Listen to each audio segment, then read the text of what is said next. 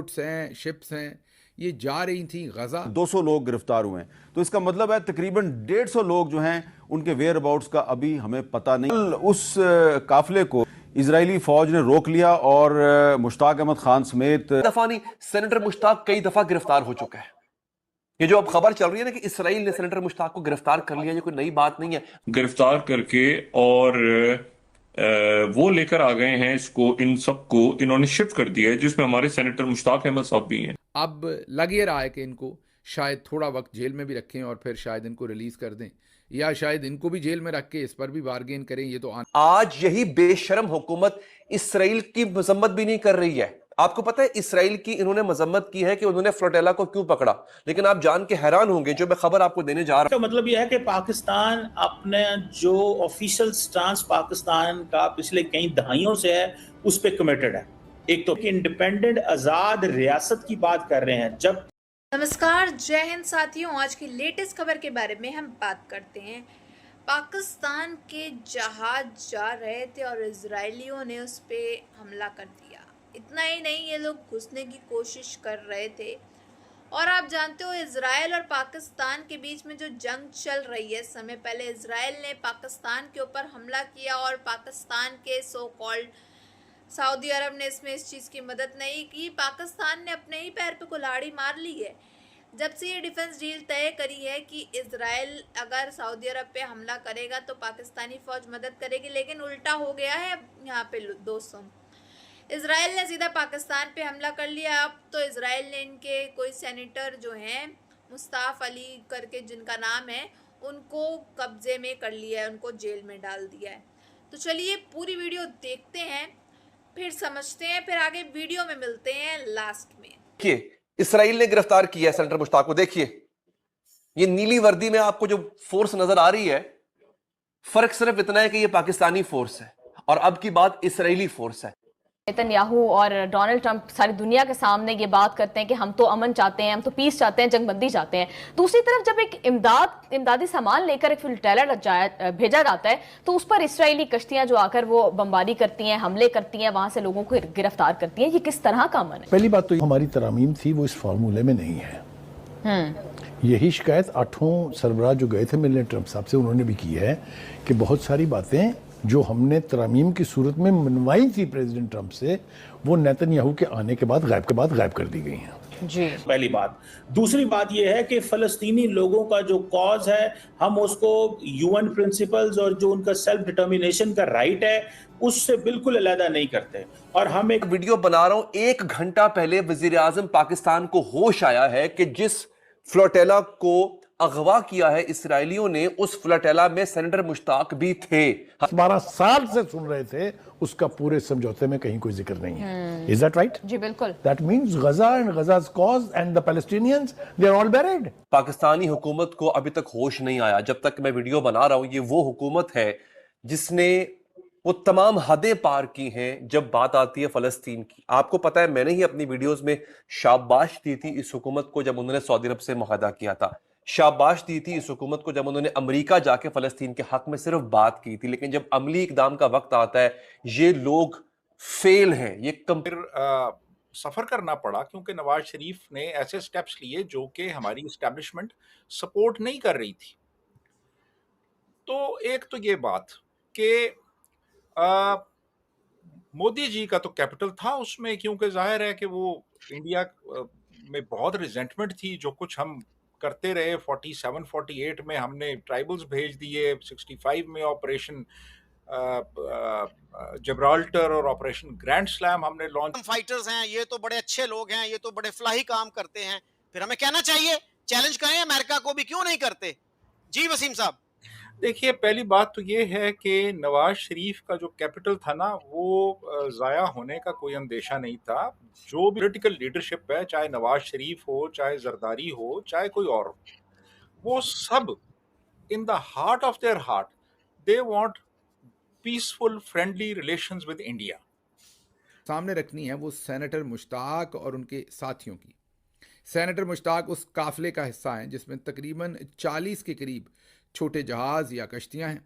ये जो छोटी बोट्स हैं, शिप्स हैं, ये जा रही थी गज़ा और ये रवां दवां था गज़ा की तरफ, और जब ये सिर्फ 100 मील तकरीबन क्योंकि उसकी मेजरमेंट्स फिर नॉटिकल माइल्स में करते हैं, तो तकरीबन 100 मील दूर थे गज़ा से, तो उस वक्त इन्हें महसूर कर लिया गया पानी में। और मुस्लिम ममालिक वो गज़ा में फ़लस्तीनियों के कत्लेआम को जस्टिफाई कर रहे हैं, जो बाकी बच गए हैं उनको भी कुर्बानी का बकरा बनाया जाएगा। वो एक जो दूसरे वो इडियट हैं इसराइल के जो वजीर दिफा हैं, जरा उनकी धमकी सुनिए। वो कहते हैं कि जो भी गजा में रहेगा वो दहशतगर्द तस्वर होगा। जरा अंदाजा फरमाइए, और सारी दुनिया चुप है। बिल्कुल कासिम, ये तो उनकी लैंड है, उनका राइट होना चाहिए। इसराइल के पास तो कोई कानूनी जवाब ही नहीं है इस चीज का। इसराइल तो खुद एक नाजायज रियासत है।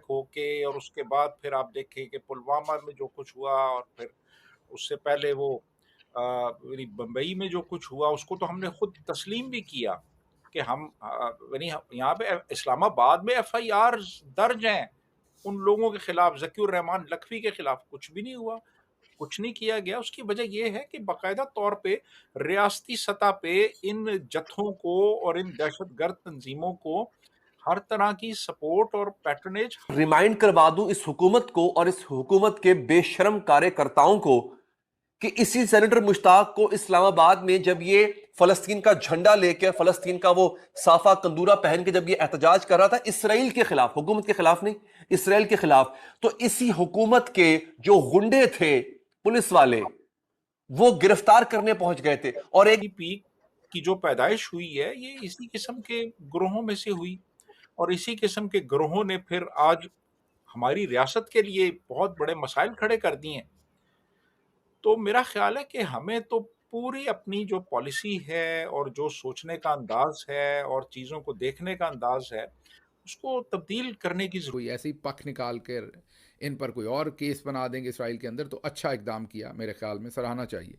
बहरहाल ये 200 के करीब इन कश्तियों के अंदर जो अहम शख्सियात थीं, सेनेटर मुश्ताक साहब शमूल उनके, उन सबको अब हिरासत में लिया गया है। अब ये अपडेट इसलिए दे रहे हैं कि आपको बता सकें कि अभी तक की सूरत हाल ये है कि इनको उन कश्तियों से उतार लिया गया, इनको जो वहाँ की इसराइली जो फोर्सेस हैं उन्होंने अपनी कश्तियों में मुंतकिल किया, उनको अपने पानियों के करीब फटकने नहीं दिया। इसको क्यों नहीं रोका जा सकता, मेरा ये सवाल है। लेकिन बुखारी साहब, इसकी वजह क्या है? क्यों भूख को बतौर हथियार इस्तेमाल किया जा रहा है? क्या हमास को प्रेशराइज करने का एक तरीका है ये? देखिए, उनका ख्याल ये है, और ट्रंप जो है उसमें गर्दन तक साथ मुलव्वस है कि हमास का वजूद खत्म कर दिया जाए। और ये कोई ढकी छुपी बात नहीं है, खुल के लीडरशिप कह रही है इसराइल की कि हमने उनको नहीं छोड़ना जी। नेतन्याहू बार बार इंटरनेशनल फोरम्स पर कह के आए हैं, यूनाइटेड नेशन में कह के आए हैं कि हम हमास को खत्म करेंगे। तो दोस्तों, हमारी सुबह की शुरुआत या दिन की शुरुआत या रात की शुरुआत इनके नए नए कारनामों से जरूर होती है। अब आज एक और नई ब्रेकिंग न्यूज़ सामने आ रही है कि भाई इजराइल जो है पहले पाकिस्तान पे हमला करे था, अब जहाज जो जा रहे थे इजराइल की ओर, इजराइलियों ने इनके पाकिस्तान के सेनेटर को पकड़ लिया है, जेल में डाल दिया। साथ ही 200 पाकिस्तानी और ऐसे हैं जो इस जहाज में मौजूद थे।